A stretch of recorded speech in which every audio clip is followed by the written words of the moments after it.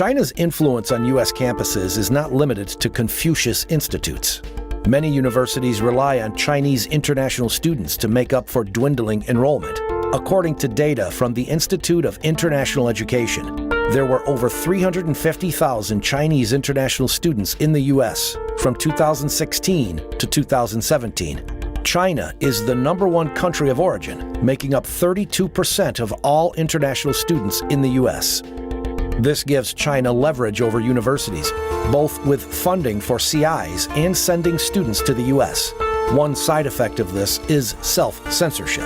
The most obvious area is China studies, but business schools, law schools, and even medical schools can feel the pressure, which is what happened at the University of Minnesota, Twin Cities. The U of M has strong ties to China. Its China Center was established in 1979, making the U of M one of the first U.S. universities to resume ties following the normalization of U.S.-China relations. In 2008, it established a Confucius Institute. According to College Factual, there are almost 3,000 students from China at the U of M. Dr. Kirk Allison directed the University of Minnesota's program in Human Rights and Health from 2006 to 2016.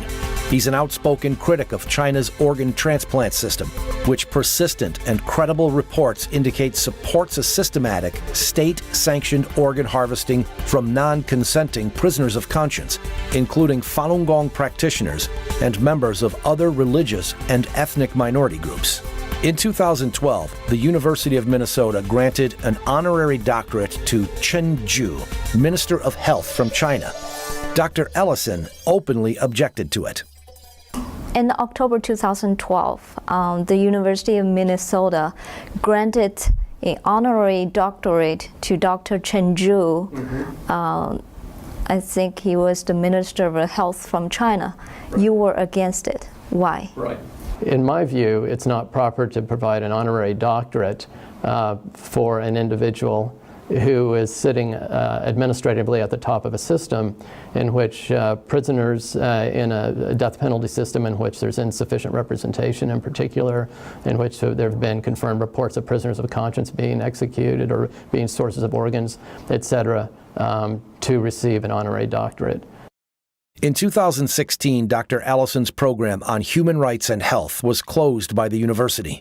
You were the director of the program in Human Rights and Health at the University of Minnesota School of Public Health. And now that program was closed, right? Right. And there are various justifications given for the closure of the program. I'm not wanting to get into too much detail, but I would say some of the justifications given have not, in my view, added up, and requests for transparency, particularly on financial claims and things, have not been forthcoming. How much money did your program need? It was not a great deal in terms of these things, and ironically, the year when it was closed, our income from tuition, even from the courses we did, far exceeded what our budget was and had been going up.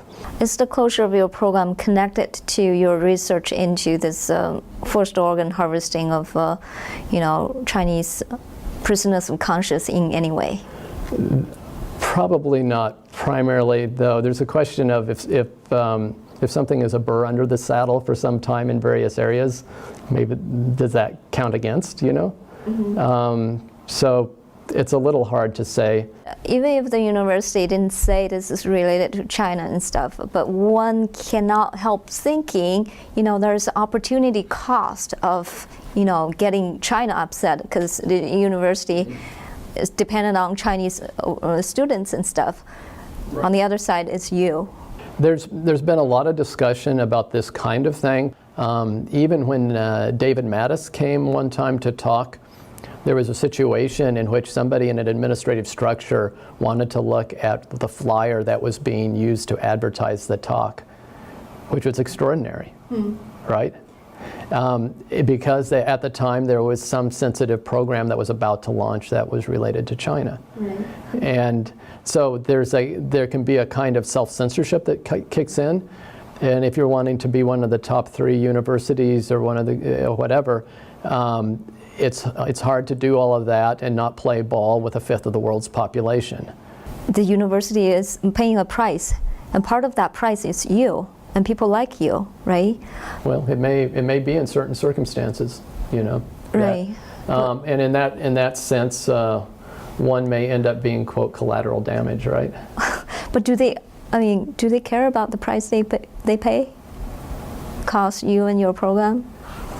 It depends on what they think the cost-benefit analysis is, right? But what do you think? Well, I feel sorry for the students, Okay. is what I think. Are you going to continuing on this path to I investigate? intend to,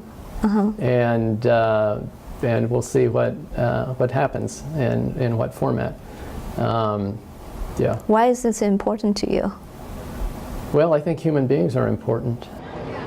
As of today, Dr. Kirk Allison's program remains closed despite numerous letters of support from university staff members and individuals on human rights programs in the U.S. and internationally. The University of Minnesota has not responded to Zooming In's request for an interview about the closure of the program in human rights and health.